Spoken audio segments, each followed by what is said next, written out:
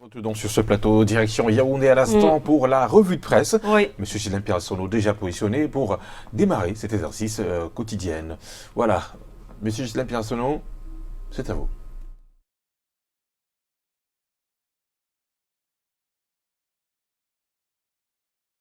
Bien entendu, je vous accueille le cœur enflammé de joie. Bienvenue dans la capitale camerounaise Yaoundé. Je vous accueille, vous, mais également nos millions de téléspectateurs, ceux du Cameroun et du monde entier qui sont tous chargés fort d'informations. Bienvenue donc à cet exercice. En tout cas, c'est la première partie à partir de Yaoundé, dialogue national tel qu'annoncé par le président de la République lors de son adresse mardi dernier. On y est en plein déjà dans le mille. Le quotidien camerounais à capitaux publics, Cameroun Tribune encore ce matin, hier, à propos justement des dernières consultations qui ont été effectuées par le Premier ministre et chef du gouvernement, ainsi désigné comme celui qui doit conduire cette opération par le président de la République, précisément encore à l'occasion de cette adresse à la nation, et le journal qui est déjà prêt à relayer tout ce qui va bouger dans le sens de donner corps à cette initiative et donc à ce dialogue dont on sait qu'il a véritablement commencé avec les consultations. Avant-hier, il y a eu les membres du gouvernement originaires du nord-ouest et du sud-ouest qui étaient à la rencontre du Premier ministre. Hier, rappelle encore Cameroun Tribune, et c'est l'objet de la grande une, eh bien, c'était une délégation du SDF, le Social Democratic Front, première partie de l'opposition au Cameroun, qui est donc allé lui aussi à la rencontre justement du Premier ministre, et qui était conduit à l'occasion par son candidat à l'élection présidentielle d'octobre 2018 au Cameroun, à savoir Jocha aussi, qui est par ailleurs élu de la nation, député à l'Assemblée nationale, qui a donc conduit cette délégation dans le sens justement des consultations préalables, mais des consultations préalables à la palabre elle-même qui devrait se tenir d'ici à la fin du mois de septembre prochain. En tout cas, l'annonce a été faite par le président de la République, le rendant ainsi réalité à propos de cette annonce qui a donc été faite dans les pages désormais spéciales du quotidien camerounais à capitaux publics, Cameroun Tribune. Mais en réalité, que pense Robert Bapoli-Pot, le secrétaire général de l'UPC, l'Union des populations du Cameroun, par ailleurs élu de la nation, par rapport à ce dialogue? Interrogation qui est formulée par Réalité de Paul Ngouaré Kindji, et justement Robert Bapoli-Pot répond aux questions de ce journal au même titre que toutes les autres personnalités qui ont été rencontrées par le journal de Paul Ngouaré Kindji. Ce sont donc des réactions qui ont été recueillies. Professeur Owonangini, Jean Tsombelo, qui est par ailleurs le SG du SDF et par ailleurs sénateur, ou encore le cardinal Christian Toumi. Voilà donc des personnalités qui ont été rencontrés par le journal de Paul Ngouaré Kindji et qui livrent ce matin leur assentiment à propos de l'annonce de cette initiative. Du coup, l'hebdomadaire Essingan également en kiosque ce vendredi parle d'adhésion totale par rapport à cette initiative, mais une adhésion de la classe politique nationale et singulièrement celle originaire de la région du Sud, dont est aussi originaire le président de la République Paul Biya, on dirait Célestin Bédzigui, qui a donc dit oui, comme Vincent Sosten Fouda, avec un accent cependant qui est mis sur un ensemble de conditionnalités qui sont attendues par les différents protagonistes sur la route de ce grand dialogue national, et la presse a tout fait de le qualifier de la deuxième tripartite après celle de 1991 qui a été conduite, on s'en souvient, par Sadou Ayatou, lui aussi à l'époque Premier ministre chef du gouvernement de Paul Biya, et prospective nouvelle de Jean-Baptiste Biaye, tout aussi en kiosque ce matin, se signale sur ce terrain, un terrain qui lui est d'ailleurs étranger, parlant justement de la politique, car au quotidien ou presque, il traite des questions de sport. Ce matin, il a pris lui aussi le relais, et justement il relaie cet acquiescement de la part des organisations internationales. L'ONU, on l'a dit hier, a dit oui, l'Organisation des Nations Unies a dit oui, au même titre que le club de gentlemen, le Commonwealth, ou même l'Union africaine, dont on sait que le président de la commission s'est également exprimé à la suite de ce discours à la nation du président camerounais, annonçant donc le discours national inclusif. Il y a donc ces organisations internationales, et il ne faut pas oublier la communauté économique des États de l'Afrique centrale, qui elle aussi s'est prononcée. En l'état actuel des choses, elle est dirigée en termes de présidence par le président gabonais Ali Bongo Ondimba, qui ont donc salué cette initiative de ce dialogue inclusif qui a déjà commencé avec les consultations. Comme on le signalait tout à l'heure, ce dialogue porte à 1000 le nombre de concessions faites par le président Paul Biya, notamment en faveur des Camerounais dits anglophones, pour dire qu'il s'agit des Camerounais originaires du nord-ouest et du sud-ouest camerounais, et on aime alors rappeler les langues officielles du Cameroun, ce sont l'anglais et le français. Eh bien, ces dialogues portent donc à 1000 le nombre de concessions qui ont été faites par le président Paul Biya à l'adresse des Camerounais originaires du nord-ouest et du sud-ouest. Et en tout cas, Hot News, édition de ce jour, fait un peu le point. D'ailleurs, s'il avance le chiffre de 1000, c'est parce qu'il y a 1001 initiatives qui sont allées dans le sens des intérêts du nord-ouest et du sud-ouest camerounais. Et parmi elles, 27 ans de poste de premier ministre, chef du gouvernement, 5 visites qui ont été effectuées par Paul Biya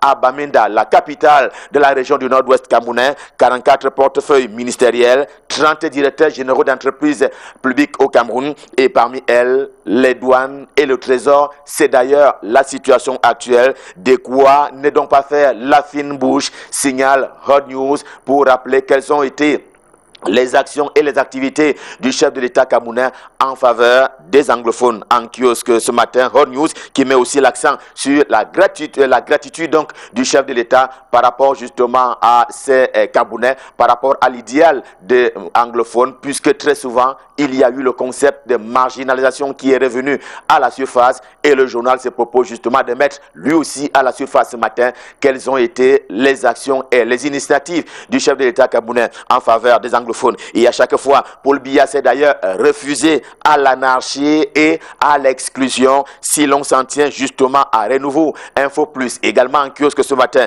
eh bien, certains ont essayé l'anarchisme, ils ont essayé le désordre. Paul Biya, à chaque fois, s'y est opposé farouchement, rappelant aux uns et aux autres que seule la République doit prévaloir. Et sur ce terrain, justement, il y a eu lieu de barrer la voie à l'impunité. Renouveau Info Plus en parle ce matin puisqu'il rappelle également, et personne ne doit l'oublier, Paul Biya se veut le grand mendiant de la paix, ayant une fois encore tendu justement la main aux sécessionnistes à l'occasion de cet autre discours, un ultime discours qui appelait encore les compatriotes qui sont en brousse entre guillemets à revenir à la République. Et puis le même journal, pour parler justement des Renouveau Info Plus, édition de ce jour, il le martèle comme l'a fait d'ailleurs le président de la République à l'occasion de cette adresse à la nation. Le premier ministre est donc le chef du gouvernement. Pour parler justement de Joseph John Gouté qui pilote l'opération et pour laquelle les réactions fusent d'ailleurs de partout. Le journal L'Œil du Sahel qui s'intéresse justement à l'actualité dans le septentrion camerounais, à savoir la Damawa, le nord et l'extrême nord. Le journal en kiosque ce matin a quelque peu recensé toutes ces réactions en provenance justement de ces trois régions. J'ai nommé la Damawa, le nord et l'extrême nord via certaines de ces figures les plus représentatives qui ont donc réagi à la suite de ce discours présidentiel. Et les photos en disaient long. Mais sur le terrain du nord-ouest et du sud-ouest, eh bien, l'actualité que propose justement la Gazette du Noun, c'est un journal qui est fondamentalement basé du côté de Fumban, la capitale du département du Noun, région de l'ouest Cameroun. La Gazette du Noun est en kiosque et l'actualité de ce côté-là est que les sécessionnistes ont encore frappé fort. Ils ont frappé fort en attaquant la localité de Magba. Ils ont fermé armes à la main l'école primaire locale et menacé d'ailleurs de mort les enseignants qui partaient à l'école à cœur joie. Eh bien, tout cela parce qu'ils ont saccagé l'espace et même le drapeau national pour parler de cet acte on ne peut plus odieux qui s'est donc produit du côté de Magba et ainsi relayé par le journal La Gazette du Noun. C'est donc une alerte que tire le journal ce matin pour proposer aux autorités administratives et militaires d'avancer sur le terrain de la protection des personnes et des biens, y compris dans le département du Noun, y compris à Magba. Mais avant de continuer vers le dialogue, il y a ce son de cloche en provenance justement de Forum Libre. Forum Libre, le journal est en kiosque, sauf qu'il a donné la parole à cet homme, John Mba Akuro. Il fut journaliste à la CRTV. Aujourd'hui, il fait partie du consortium et fait désormais partie des Camerounais de la diaspora. Il vit donc à l'étranger. Ce membre de la diaspora a déjà dit qu'il ne prendra pas part à ce dialogue tel qu'il a été annoncé dans les formes dans lesquelles il a été annoncé et même les formes arrêtées par le président de la République. Voilà donc ce qui énerve John Mba Akuro. Dans le journal Vesson, un autre journal camerounais qui propose ces informations en langue anglaise, eh bien, il est question de dire ce matin que L'ONU, l'Organisation des Nations Unies, a certes acquiescé, mais à condition que le dialogue soit vraiment inclusif et qu'il ne soit donc pas une affaire de l'élite, comme pour dire qu'il faut également retourner à la base, question de recueillir les véritables assentiments de la base camerounaise pour voir quel est le côté vers lequel le cœur des Camerounais bat pour que la réconciliation nationale soit une effectivité. Mais pour le moment, Info Matin de Dieudonné 20, tout aussi en kiosque ce matin, croit savoir que sur le thème de la concession et de l'apaisement, Paul Biya a mis le cardinal Christian Toumi KO. Eh bien, c'est d'ailleurs ce pourquoi le cardinal Christian Toumi vient définitivement, souligne le journal Info Matin, de se dresser contre les ambazoniens, entre guillemets, du nom de ces occupants d'une république virtuelle, j'ai donc nommé les ambazoniens, car le prélat est désormais et plus que jamais favorable à ce dialogue. Il a d'ailleurs donné déjà ses 2 mains aux locataires d'Etoudi pour parler justement de Paul Biya. En attendant le déroulement effectif de ce dialogue d'ici à la fin du mois de septembre en cours. En tout cas, voilà ce dont parle le journal en kiosque ce jour. Le Guardian Post, c'est un quotidien camerounais d'expression anglaise et il tient par exemple à ce qu'on retienne qu'il y a toujours, selon lui, quelque part, la marginalisation. On parlait de ce concept il y a un moment encore. Il est revenu à la surface au travers des écrits du quotidien The Guardian Post. Il y a donc la marginalisation des anglophones selon le journal qui en propose d'ailleurs les faits détaillés avec un certain accent qui est donc mis par Christian Ga, le directeur de la publication du quotidien The Guardian Post. Et pendant qu'on y est, et sous un autre prisme, le quotidien L'économie qui traite au quotidien des questions économiques et financières, il exprime une autre préoccupation, à savoir le financement effectif de ce dialogue. Il faudra un peu d'argent pour cela. Car cette initiative, dit-il, c'est une activité nouvelle qui n'avait pas été budgétisée et qui n'est donc pas prévue dans les lignes budgétaires en exécution au Cameroun pour l'exercice 2019. Or, cela va coûter de l'argent et c'est une initiative qui va donc aller avec des besoins à caractère financier énormes au regard justement de la tâche à accomplir. Et en mettre ce matin, l'économie donne du reste des pistes de financement de ce dialogue, cherchant à savoir où est-ce qu'on va grappiller un peu question de financer le dialogue qui a d'ores et déjà commencé avec les consultations qui sont menées par le Premier ministre Joseph Dione Ngouté. Venons-en au quotidien Mutation, le journal de Georges-Alain Boyomo qui propose une interview on ne peut plus exclusive, oui, celle de Pierre Désiré Ngo, qui vient d'ailleurs de se réconcilier, et c'est le quotidien Mutation qui nous l'avait appris. Eh bien, Pierre Désiré Ngo qui s'est donc réconcilié avec le professeur Jacques Famendongo, eh bien, 5 ans après sa libération, tout n'est pas pardonné, mais il parle surtout de la vie professionnelle. Sous Amadou Ahidjo, le premier président de la République du Cameroun, sous Paul Biya, qu'il avait porté à la haute charge de directeur général de la CNPS, la Caisse nationale de prévoyance sociale, et aussi de la prison, une prison où il a 6 séjourné. Et en tout cas, il est libre depuis 5 ans maintenant. C'est donc une interview exclusive que propose le journal Mutation. C'est à lire en kiosque ce matin. Voici également une exclusivité au quotidien L'épervier de Leprocovis Nudjo, également en kiosque ce vendredi. Eh bien, il alerte les services de renseignement au sujet d'un éventuel départ du Cameroun du ministre des Travaux publics, j'ai nommé Emmanuel Nganou Djoumessi. Et puis, il y a ce qui s'apparente à un fait divers au pied de une du quotidien L'Épervier, édition de ce vendredi. Eh bien, c'est le sous-préfet de Meyomé Sala. Vous allez le voir en deuxième une. Eh bien, le sous-préfet de Meyomé Sala qui veut devenir président de l'APE, l'association des parents d'élèves. Normal, on dirait, mais tel n'est pas la vie du quotidien L'Épervier, le journal de Leprocovis Nudjo. Bien, béni sois-tu, comme au hebdomadaire, le soir d'Amambiana, également en kiosque ce matin. Eh bien, le journal qui nous propose d'aller à la rencontre de ce séjour du pape François du côté précisément de Madagascar, à l'occasion justement de ce séjour papal. Il a été question de transformer les obstacles en opportunités. En tout cas, c'est un appel qui a été lancé par le pape François à l'adresse des fidèles de l'Église catholique qui est en Afrique et précisément à Madagascar. C'est donc une invite qui est formulée par le pape et qui est relayée par le soir ce matin. Et avec le soir, revue de presse Made in Yaoundé, édition de ce vendredi Stop F1. C'était la dernière édition de la semaine. Le cœur enflammé de joie, nous vous avons servi. aujourd'hui. On prend donc rendez-vous quand il sera 7 h lundi prochain pour le même exercice et nous serons dans les mêmes dispositions et même prédispositions. Question de vous servir. Pour le moment, et voici une invite. Rendons-nous du côté de Douala. Question de retrouver Junior au sein pour la suite et la fin de la suite et la fin de la revue de presse. Bonjour Junior, c'est à vous à Douala.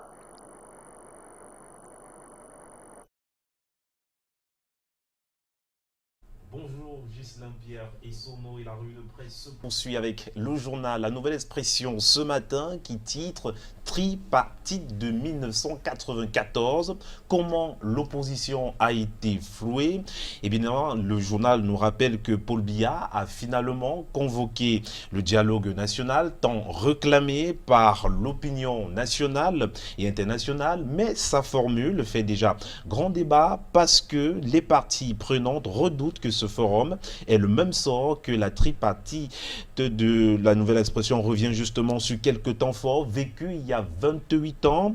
Il faut dire que la presse privée avait été exclue de la couverture des débats. Il faut rappeler également que le modérateur de l'époque, le Premier ministre Sadou Ayatou, avait inventé son propre consensus, nous rappelle le journal en pages 5 et 9. Évidemment, l'opposition contraint d'aller à l'abattoir. Voilà ce que nous dit la Nouvelle Expression ce matin concernant justement le dialogue national donné, ou bien du moins proposé par le chef de l'État Paul Biya, et on parle effectivement de crise anglophone. Fausse note dans le dialogue, titre en colonne La Nouvelle Expression ce matin. La plateforme de la société civile pour la démocratie regrette que le président de la République n'ait pas au préalable facilité la tenue de la conférence générale anglophone, à retrouver en page 3 de ce journal, où il est d'ailleurs précisé que la plateforme de la société civile pour la démocratie souhaite avec insistance que le Premier ministre clarifie l'opinion sur le format, le contenu et le sort des décisions qui seront adoptées dans le cadre de ce dialogue. En définitive, la plateforme de la société civile pour la démocratie en appelle donc à toutes les forces de la société civile pour une démarche commune en vue d'une participation plus efficace à ce dialogue national dans le sens des intérêts bien compris des citoyens. Ce dont à retrouver en page 3 de ce journal. Et ce matin, avec Info, il faut dire que ce grand dialogue national est bien salué par la francophonie et le Commonwealth, qui salue donc l'engagement du président Paul Biya, vous l'avez précisé tout à l'heure, de l'autre côté de Yaoundé. Et l'actualité, c'est aussi avec Afrique Info ce matin. Oui, le journal de Ndiel Fils s'intéresse donc à la Providence, du moins parle de Providence et titre à sa une Paul Biya, un envoyé de Dieu à la tête du Cameroun.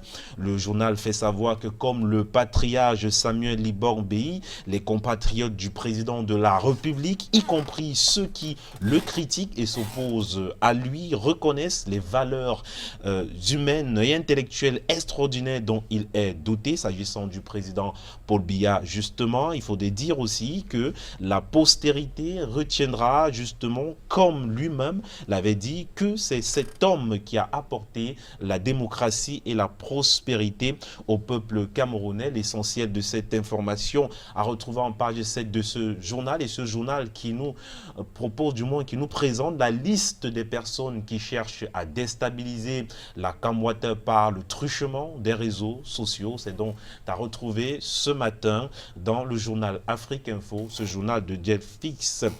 Voilà qui fait donc l'essentiel de la revue de presse du côté de Douala. Merci beaucoup, M. Junior Ossin. C'est en début de week-end, hein, et forcément ce week-end sera un petit peu reluisant pour vous. Ouais. Qu'est-ce que vous avez au programme pour ce week-end, Junior? Alors, au programme ce week-end, je vais passer beaucoup de temps avec mon fils. Ouais. Un peu de littérature aussi, quand même. Oui, forcément un peu de littérature, donc ça ne manque jamais. J'ai pas mal d'articles à rédiger, par exemple sur le dialogue national. Oui. Il faudrait proposer aux Camerounais pas mal de lectures, parce que le tout ne se limite pas aux sorties médiatiques ou bien au discours sur les réseaux sociaux. Il y a quand même des ouvrages qui traitent quand même de la question, Oui. même si ces ouvrages-là ne sont pas des ouvrages récents, mais il y a eu quand même à une époque ces questions ont été évoquées dans des livres qu'il faudrait rappeler. Donc les uns et les autres puissent lire. D'accord. Voilà. Oui. Merci beaucoup. Merci monsieur. beaucoup, Junior Bon week-end. Ensemble. Excellent week-end à vous. Nous sommes le 13 septembre et on peut se souvenir du 13 septembre 1958. C'est Ouais, une c'est date cool, plutôt triste parce qu'on se souvient que l'indépendantiste Ruben Omiobet trouvait la mort dans un maquis. Ça fait 61 ans aujourd'hui, 61 ans d'anniversaire du décès donc, de Ruben Omiobet. Et puis on va souhaiter un joyeux anniversaire à notre nutritionniste et diététicienne qui est à Paris. Sandy Il s'agit Grandjean. de Sandy Grandjean qui a un an de plus ce matin. Joyeux anniversaire Sandy. Une page de pub et on se reprend tout juste derrière.